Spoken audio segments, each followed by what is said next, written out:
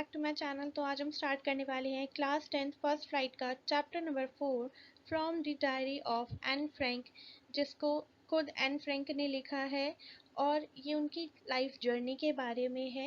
Actually उन्होंने इसे जो ओरिजिनल लैंग्वेज जिसमें लिखा है उन्होंने वो है डच लैंग्वेज, बट इसे कई सारी जो भाषाएं हैं उनमें ट्रांसलेट किया गया है। तो चलिए शुरू करते हैं। सबसे पहले मैं आपको बता दूं, ये जो है मोस्ट बेस्ट सेलर जो नॉवेल्स हैं उनमें से एक है। और ऐसा नहीं है कि सिर्फ नॉवेल्स ही हैं, इन पर काफ़ी सारी सीरीज़ बन चुकी है, शॉर्ट मूवीज़ बन चुकी है, यूट्यूब पर बहुत सारी अवेलेबल हैं। आपके पास अगर टाइम हो प्लीज़ ज़रूर देखिएगा, आपको बहुत अच्छे से चैप्टर क्लियर हो जाएगा। और इसे लिखा है एक जर्मनी में बॉर्न हुई जूइश गर्ल ने जिसका नाम है एनी फ्रैंक। और उन्होंने इसको कंटिन्यू किया जब वो हाइडिंग पे गई, और हाइडिंग पे कैसे गई, क्या हुआ, वो सारी चीज़ें हम आपको आगे बताएंगे। उनका जन्म हुआ था 12 जून 1929 को, और उन्हें ये डायरी उनके 13th बर्थडे पर उनकी ग्रैंड मदर ने गिफ्ट की थी।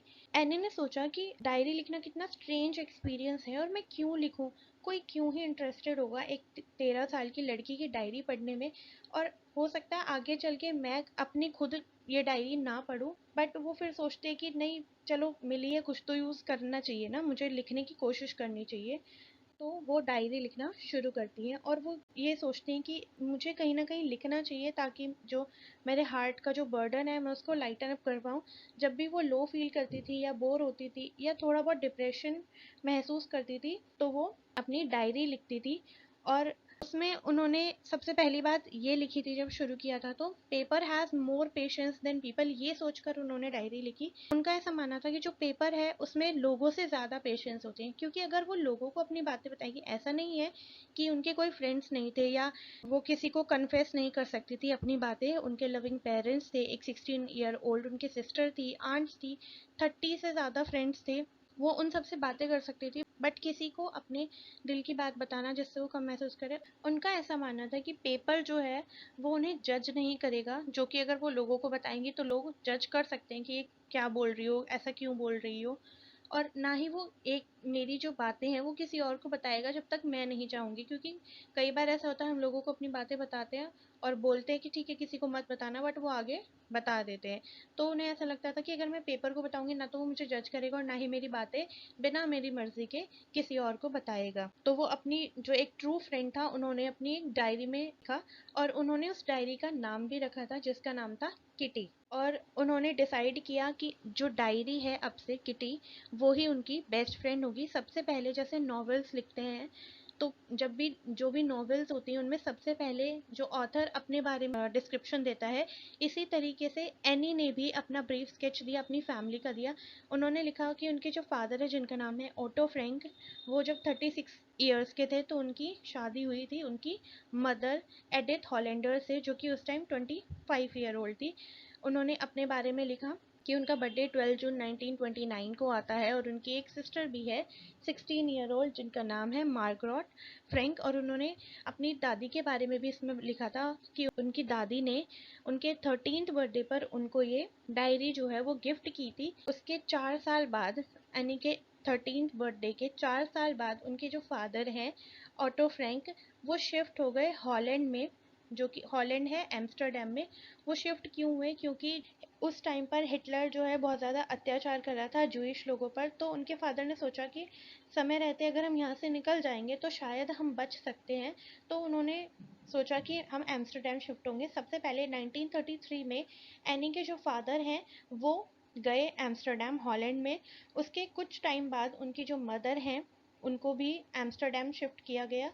उसके बाद दिसंबर में अब दोनों चले गए हैं, तो एने और उनकी जो सिस्टर है वो किसके साथ रहती थी, तो वो अपनी ग्रैंड मदर के साथ रहती थी। आचेन एक जगह है जर्मनी में, वहाँ पर वो अपनी ग्रैंड मदर के साथ रहती थी। उसके बाद मार्गरेट को, यानी कि एनी की जो सिस्टर है, उनको दिसंबर में भेज दिया गया हॉलैंड, और नेक्स्ट फरवरी एने को भी हॉलैंड शिफ्ट किया गया। अब देख लो कि इतना ज़्यादा खौफ था। एक तो किस तरीके से वो गए होंगे, क्योंकि हिटलर से बचकर जाना, दूसरे देश में जाना बहुत ज़्यादा रिस्की काम है। एक एक करके किस तरीके से वो निकले। तो वो सब जिस जगह वो रहने गए वहाँ पर भी शुरू हो गया, एम्स्टर्डम में भी कंट्रोल में ले लिया हिटलर ने उसे अपने।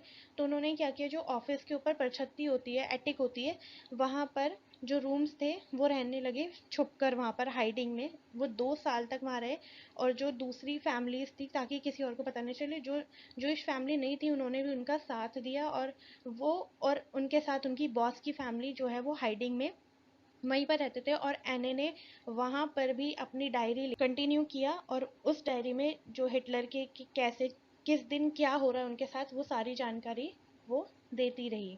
एने अपनी डायरी में आगे लिखती हैं कि एने जो है वो डीपली अटैच थी उनकी ग्रैंड मदर से, जो कि 1942 में उनकी डेथ हो गई। 1941 में वो बहुत ज़्यादा बीमार हो गई थी, उनका ऑपरेशन किया गया, और उस ईयर एने का बर्थडे नहीं मनाया गया क्योंकि एने की जो ग्रैंड मदर थी वो बहुत ज़्यादा बीमार थी। 1942 में उनकी डेथ हो गई। उसके नेक्स्ट ईयर एने ने जब अपना बर्थडे मनाया तो उन्होंने एक एक्स्ट्रा कैंडल लिट की अपनी ग्रैंड मदर के लिए। तो रिकाउंट करती है उस समय को जो उन्होंने 6 साल मोंटेसरी नर्सरी स्कूल में बिताए थे। जब वो लीव करती हैं स्कूल 6th ग्रेड के बाद, तो उनकी जो हेड मिस्ट्रेस है मिसेस क्यूप्रेस, वो टीयरफुल आइज़ के साथ उनको गुड बाय कर रही थी। ऐसा होता है ना कि जब हम एक स्कूल से दूसरे स्कूल में शिफ्ट करते हैं तो कुछ टीचर्स ऐसे होते हैं जो हमें बहुत ज़्यादा अच्छे लगते हैं, जो बहुत ही ज़्यादा क्लोज होते हैं हमारे। ऐसे ही कुछ टीचर्स भी होते हैं, कुछ बच्चे ऐसे होते हैं जिनके लिए वो बहुत ज़्यादा क्लोज होते हैं उनके। तो ऐसा ही रिलेशनशिप एने और मिसेस क्यूप्रेस के बीच में था। जब वो जा रही थी 6th ग्रेड कंप्लीट करके अपना नेक्स्ट स्कूल में, तो मिसेस क्यूप्रेस बहुत ज़्यादा इमोशनल हो गई थी।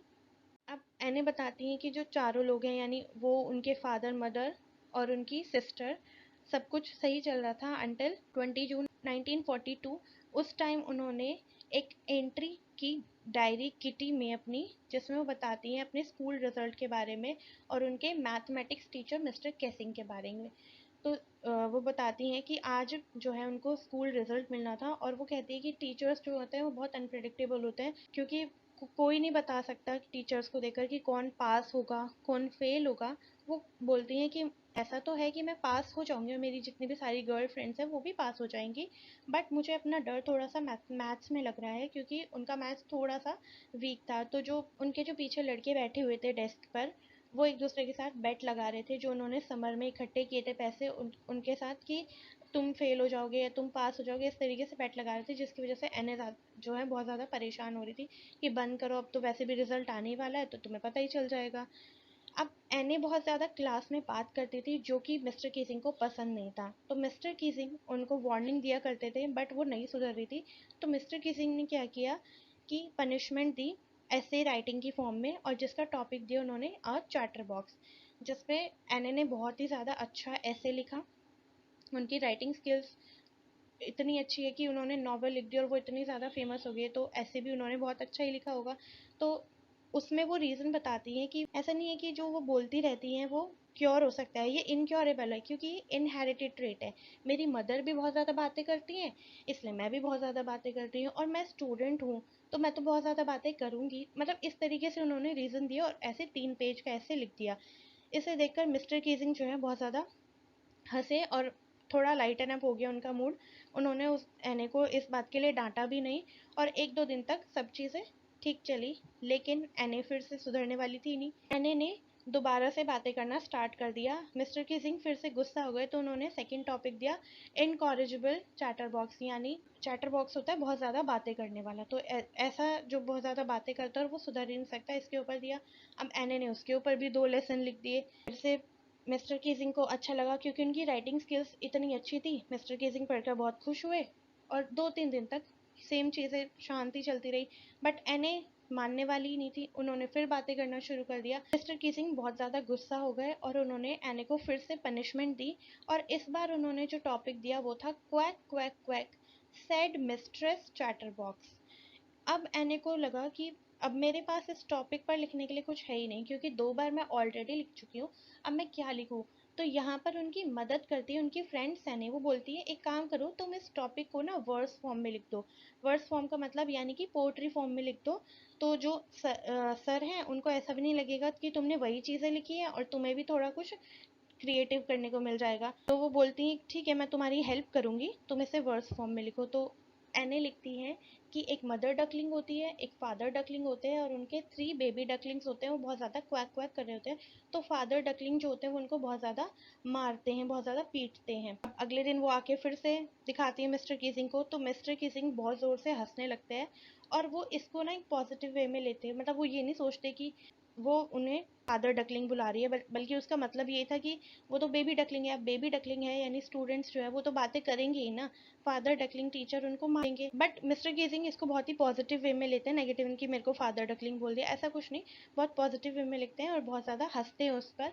और पूरी क्लास को भी वो पोएट्री सुनाते हैं, और जहाँ जिस जिस क्लास को वो पढ़ाते थे वो वहाँ पर भी सुनाते हैं, और अपने खुद के कमेंट्स भी उस पर देते हैं। आई होप आप सबको ये रियल इंसिडेंट एने फ्रैंक की जो स्टोरी है वो बहुत ज़्यादा पसंद आई होगी, बहुत ज़्यादा अच्छे से समझ आई होगी। इसी तरह की और वीडियोस के लिए चैनल को सब्सक्राइब करें, वीडियो को लाइक करें, अपने फ्रेंड्स के साथ शेयर करना ना भूलें। और मैंने क्लास 9th और 10th की अलग अलग प्लेलिस्ट बनाई है, तो प्लीज़ उनको चेक कीजिए और कमेंट्स में ज़रूर बताइए कि आपको वीडियोस कैसे लगी।